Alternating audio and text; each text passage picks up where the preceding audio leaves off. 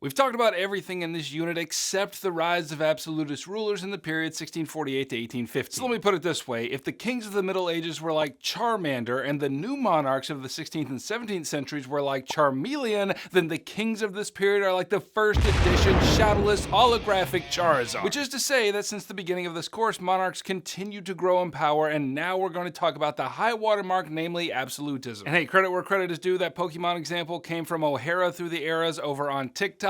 It's brilliant. And hey, if you want follow along note guides for this video and all my videos, the link is in the description. So if you're ready to get them brain cows milked, let's get to it. Now let's start with a definition. Absolutism indicates the process by which political power was transferred away from the nobility and the church and toward the monarch. And that way it was the monarch that held most of the power in these absolutist states. And before I introduce you to several of these big cheese kings and queens, let's talk about the factors that led to this new form of governance. The first factor was the weakened influence of the Catholic Church due to a growing acceptance and a tolerance of Protestant practice and a lack of interest in religious warfare after the Peace of Westphalia. The second factor has to do with economics. As we've talked about in other videos, merchant classes were expanding rapidly during this period of global trade, and they in some measure desired absolute monarchs for the economic and political stability that they could provide. Now, one of the main means by which absolute monarchs consolidated their power under themselves was by weakening the nobility. Now, prior to this age, the noble class in many European states held a lot of power, and they did a lot of the work of administration in the kingdom. But now, absolute monarchs are going to start siphoning that power away from the nobility by creating giant bureaucracies that handle most of the administration of the kingdom. And the big difference here is that the bureaucrats were answerable directly to the king, whereas the nobility was less so. Okay, now let's meet some of these absolutist monarchs, and I reckon we ought to start in England with James I.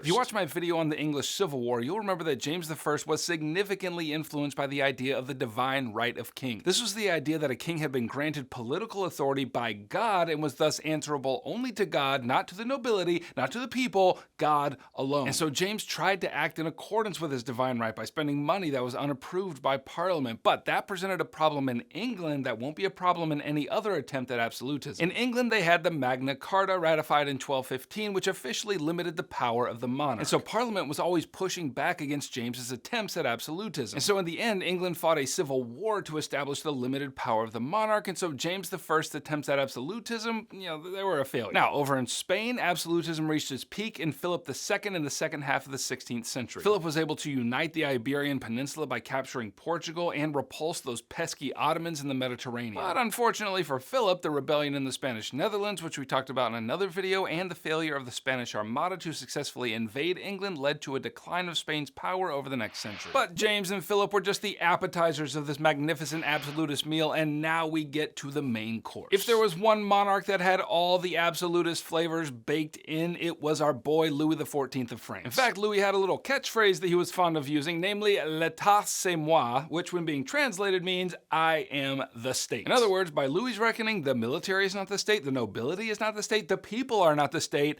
I, with my towering butt cut and magnificent tights, am the state. All power belongs to me. Now, this I am the state business didn't arise out of thin air. As a child, Louis was significantly impacted by the rebellion of the nobility and the commoners that was known as the Fronde that began in 1648. Alarmed by the increasingly autocratic measures taken by France's chief minister, Cardinal Mazarin, the judicial nobility encouraged commoners to riot. And long story short, the chaos forced young Louis and his mother to flee Paris for safety, and while the violence died down a few years later, Louis never forgot the humiliation of fleeing Paris at the hands of the nobility and the chaotic rabble of commoners. Now let's take a closer look at how Louis XIV, once he came of age, consolidated power under himself. The first way he did it was by means of the intendant system. Louis sent bureaucratic agents called intendants to the various districts of France who acted as avatars of Louis himself. And as such, whatever policies Louis passed, his intendants would make sure that they were obeyed throughout France. This undermined the authority of local governors and authorities and made sure all parts of Louis's kingdom were made to obey his will. Now the second way Louis consolidated power under himself was the construction of his magnificent palace of Versailles. He mandated that the nobles live at least part of the year within the walls of Versailles, and in that way Louis was able to keep his eye on their behavior. Additionally, by establishing an elaborate set of court rituals, nobles began to fight amongst themselves over who would be closest to the king and thus earn his favor both for themselves and the regions they represented. And just for poops and giggles, the most coveted position, I kid you not, was reserved for the guy who got to hand Louis his shirt in the morning. My liege. And by creating this kind of competition among the nobility, Louis was able to secure their loyalty and cooperation and thus consolidated more power under himself. The third way Louis consolidated power under himself was by imposing religious uniformity throughout France. If you've been around since Unit 2, you'll remember that in France there were a growing number of Huguenots, which is to say Protestant Calvinists. Now that caused a lot of trouble in France, none of which I'll rehash here, but Henry IV put in place the Edict of Nantes, which established an almost unheard of degree of religious tolerance in France for the Protestant minority. Louis XIV decided that to have a state whose people did not all conform to his own religious belief, which is to say Catholicism, wasn't a good look for a man who desired absolute power, and therefore in 1685 Louis revoked the Edict of Nantes. And in removing protection for the Huguenots, hundreds of thousands of them migrated to more tolerant states, robbing France of a healthy portion of their merchant class. And the fourth way Louis consolidated power was through his endless wars of expansion. In order to finance Louis's endless wars, his finance minister Jean-Baptiste Colbert shaped the French economy according to mercantilist policies. This had the effect of decreasing France's debt, it breathed new life into domestic industries, it expanded France's colonial holdings, and created a favorable balance of trade. Well done, Colbert! But Louis's endless wars of French conquest cost a metric buttload of money, and most of Colbert's work on this front was undone to finance them. And finally, let's head over to Russia and see how absolutism is taking shape over there under Peter the Great. Now, by the time Peter became Tsar in 1682, Russia was still organized according to medieval standards. Other European nations in the West had adopted new technology and new methods of education and finance, while Russia lagged behind with a sort of feudalistic society. And to Peter, that was about as acceptable as a Russian man with a beard.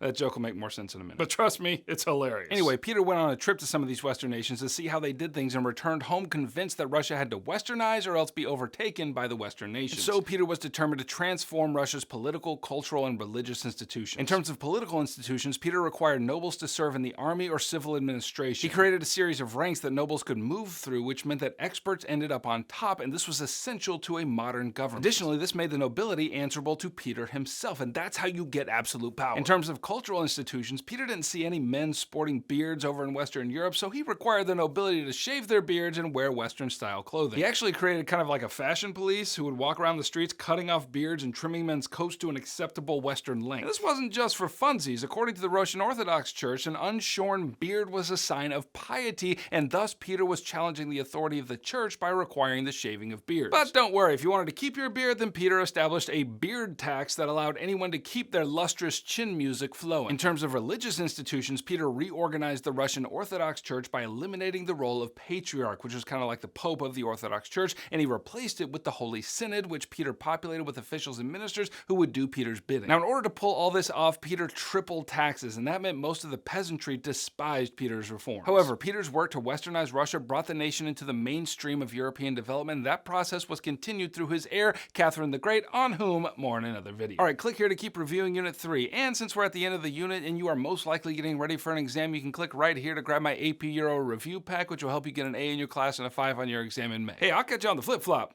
Heimler out.